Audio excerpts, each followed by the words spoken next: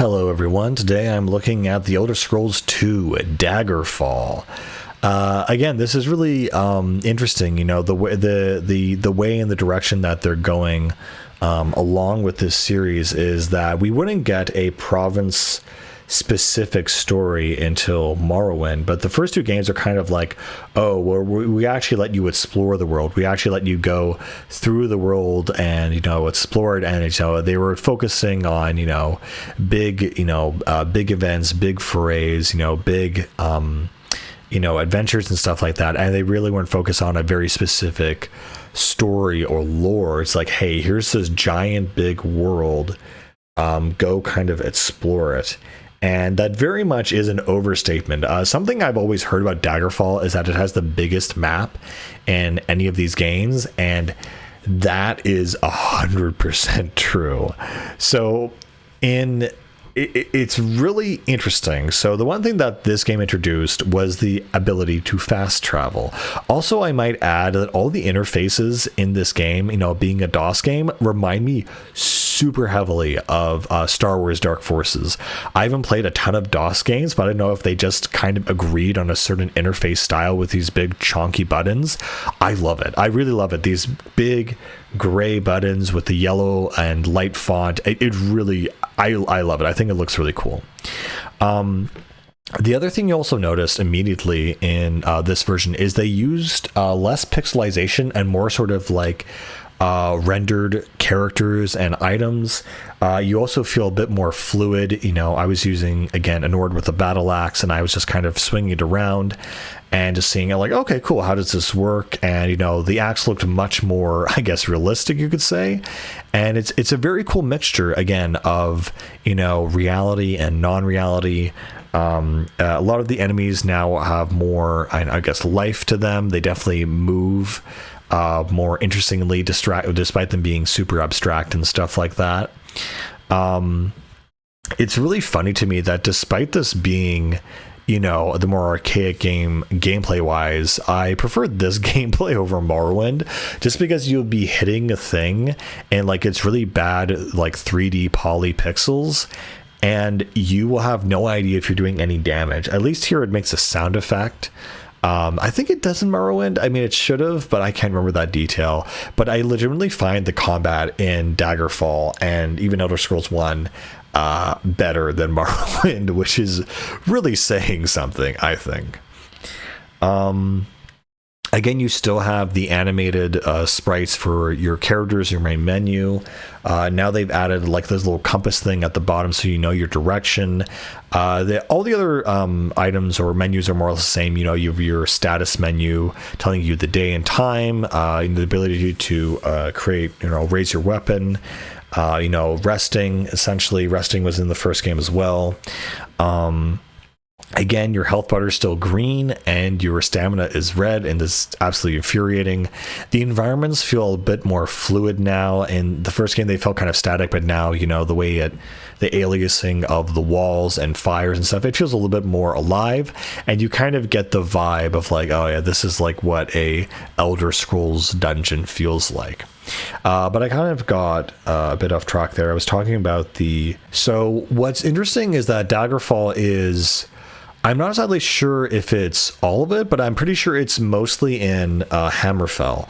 So I find that to be super interesting because, again, I mean, there's always been like, you know, like when you're in Skyrim, it's not just all Nords. And so likewise, when you're actually in Hammerfell, it's interesting because in the north you still have like the Nordic kind of Bretons. So it's not like Hammerfell is just all what do you call them? Red Guards. It's no Red Guards definitely in the south, and then Bretons in the north, or at least, you know, Breton looking Red Guards. I don't know. I guess, I don't know. There might be different races or the same race, but in any case, Hammerfell's a really interesting section of the map because you kind of have this swooping peninsula with a giant, a sea separating the two. And I guess what was interesting to me is that, of course, you know, the Red Guards are in the south, and you just have these two kind of very distinct cultures in the north and the south. And Well, really, what's really amazing about the map is how stupidly big it is. And the other thing about that too is that it's a very different approach to this kind of game, where when you start the game and you make it out of the first dungeon and you are given the world map, you can go basically anywhere. The world map is massive, but at the same time, you can fast travel. You don't have to discover anything.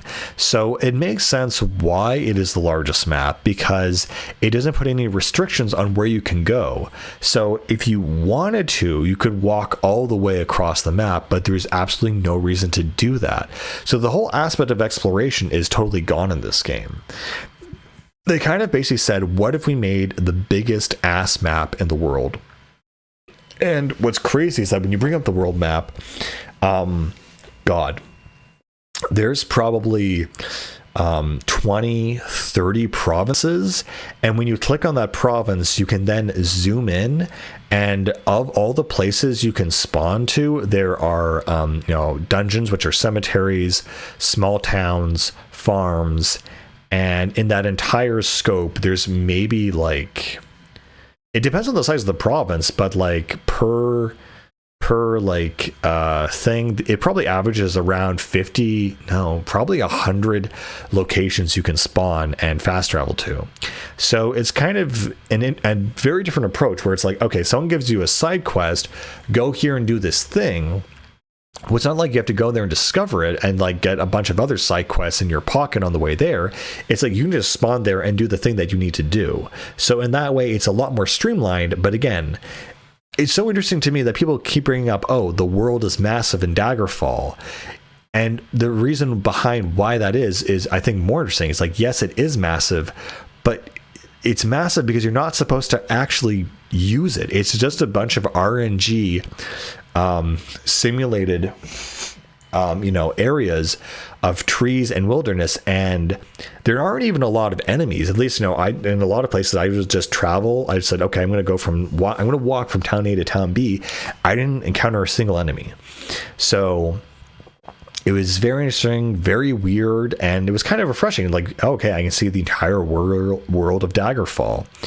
And again, the story in this one, it's actually funny because the opening cutscene is a full like FMV real life video, and you have some guy, I want to say cosplaying the Emperor. I think he actually did a very good job acting it out. But you have the Emperor and his guard, and oh my God, I'm actually blanking out on what he said. But he basically said, the Scourge of Tharn has been defeated from the previous game, but now there is some new problem that's arisen, and so you're in Daggerfall, and you need to basically take care of it and deal with that issue. And honestly, that's all I remember. Again, the other thing too is that you spawn into these different places, and besides, like, there's like 4 different environments really. There's like the cold north, there's the desert south where they have camels and stuff, so that's new. We've never seen that in a Elder Scrolls game unless you count online. And you just go to the locals and you talk to them. And I do something that I should have maybe mentioned in my review of the first Elder Scrolls game, is that the NPCs in these games are very hostile. They're like, I don't want to say they're like real women, but you go up to a woman and she'll be like, why are you talking to me? Or like, what's wrong with you? Or, sorry, Nord, I don't have time for your kind. Like, geez, lady, wow.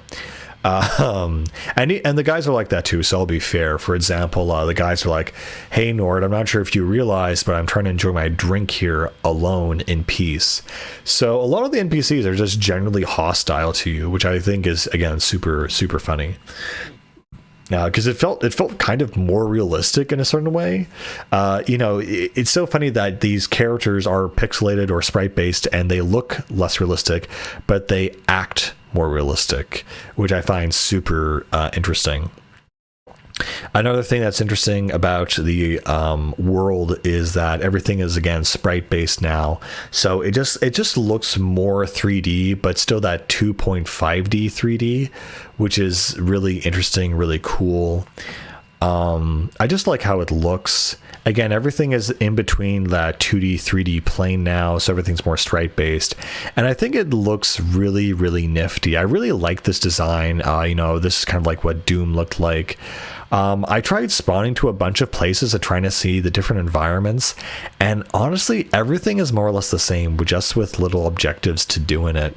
It still has that very, very old school vibe of Dungeons and Dragons, pen and paper, like let's go here and defeat the Lich and the skeleton warriors and whatnot. The one thing I do think that this game does very, very well against its its successors, is sound design. There's quite a few times where, certain enemies, like rats, bears, imps, etc., will make certain sounds. And when you're in a dungeon where it's very quiet and the music is kind of very oppressive, it's very scary to hear those sounds, and especially if you're on low health and stuff. I think sound design is something that's very, frankly, underrated in video games, and something that should be brought back. And I find that a lot of games that are the first in their series, in a way to compensate for the lack of realism, so to speak, they overcompensate with sound design, because at least they can control that to a high quality, rather than visual design. There's only so much they can do. They're going to realize it is very abstract, and I do appreciate for that reason. But the sounds the animals make and the enemies make are just very distinct, and the doors and whatever and whatnot. In terms of music, both these first two games don't really, they have something going on. They're kind of charming. They're very synthy. They're not Jeremy's Soul, where you're getting lost in this world, but it's all right. The other thing too, I guess I should mention, is that these first two games are very, very different from Morrowind. I know that Mr. Kirkbride is the one who basically wrote most of Morrowind, had some weird DMT trip, and invented the idea of Chim, where everything is a video game, including real life. And and you have this very nomadic Mongolian native, how would I say, spiritual journey quest thing that is very, very surreal, I would say. And that aspect in this game is, in Morrowind rather, is something very unique to Morrowind. That Morrowind has a distinct set of ideas and standards and lore and history. I think what I love most about Morrowind is the fact that it has conflicting narratives and conflicting histories, which make it feel much more lifelike. And one of the objectives or main quests in Morrowind is to do historical research and find out whose argumentation of this event was correct. And here, that just feels way out of the scope for Daggerfall. It feels like you're just on a good old boy's adventure. You're just here to defeat the evil wizard and explore the world, and that's it. And yeah, that's pretty much it. The other thing I also find very interesting is one of the options that have been in the NPC's repertoire, even up to Skyrim, which makes no sense, but it does now, is the idea or the question. The dialogue says, where is the local temple, or where is the general store, or whatever. In Skyrim, there are signs, there are signposts. It's very, very obvious to see where the general store is. It's not hiding anywhere. It's very obvious where it is. There's a giant sign outside of it, and it's right there, essentially. In these games, however, none of the things on the map are marked. You have no idea where you are in this town. So asking an NPC, and they'll usually say things, go south, or I think it's east of here. You literally need to rely on the NPCs to tell you where things are, because, okay, there are signs, there are pictures outside the signposts, but you have no idea. And in fact, there was a blacksmith shop and a merchandise store that I was trying to find, And I thought, oh no, I've been in here. This is the wrong store, even though the name is right, because there's a blacksmith there hammering stuff. Nope. It turns out that blacksmith is just in every single store, regardless. It's just a reused NPC asset. Anyway. So, fortunately unfortunately, there's no voice acting in this game. Well, except for, a few moments here with, the main emperor and stuff like that and the guards yelling at you. But yeah, this is a very interesting, weird game. And just the jump from this to Morrowind is also just very huge, just in terms of tone and aesthetic. And I guess I really enjoy how they established this idea that they were going with, where it's like, okay, the very first Elder Scrolls is arena, which means it's like everyone. It's an all arms battle. And then our second one, we're going to focus on a very specific like time and place, which is going to be Daggerfall, and then we're going to do Morrowind, and then we're going to do. I think it's funny that, and then Skyrim, I mean, is the last one, but it's funny that the fourth one is called Oblivion, because technically Oblivion is not on the map. Oblivion is literally the hell dimension. And that was the one thing I really enjoyed about Oblivion aesthetically, that it had this heaven hell aesthetic or diatribe or whatever, where, it's kind of like, well, we've already done the Imperial City. Technically, you can say that, the Imperials or Cyrodiil and the Imperial Province, the Heartland was really the first game.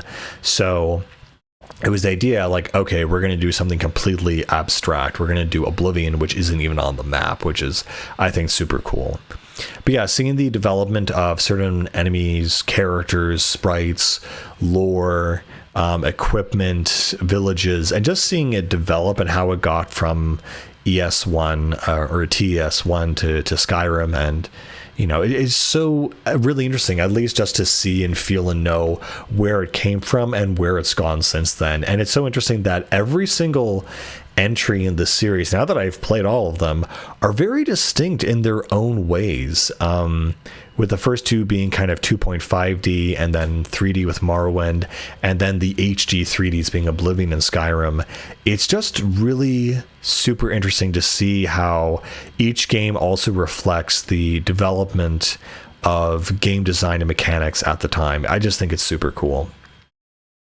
And it's become so successful and so well made that we're probably never ever getting an Elder Scrolls 6, even though it's finally been teased. It's like, I don't think there's a way for it to live up to people's expectations. It's kind of, the game industry in general has run out of its breadth of creativity and it's become commercialized now. But I'm glad I can at least go back for free, by the way, to these sort of time capsules and just experience what inspired the love and the idea of these games, and how archaic they were and yet fluid and modern thinking at the same time. And I think, I don't know, these games, they're very comfy is what I would end with. There's something very comfortable about being trapped in this abstract, simplistic setting. Yes, there's, blood and gore when you kill an enemy, but because it's so abstract, it's not really, I don't know, dehumanizing in a weird way. It's not like I'm anti-gore, but it's almost more fun or more interesting to see how you work with the limitations of your time to represent something that is, I don't know, very difficult or abstract to do. I just love abstract thinking and representation, and this is just one of the games that had to do that. Anyway, I think that's all I can really talk about. It was super cool. Again, that map just ridiculously massive. If you actually tried to traverse Daggerfall, you would be absolutely lost for days. It's stupidly huge, and for good reason, because you're not intended to actually travel the world, which I think is so funny. Anyway, it's kind of like my base take, and yeah, that's it. I guess I've played all or most of the Elder Scrolls now up until this point, so that's it, guys. See ya.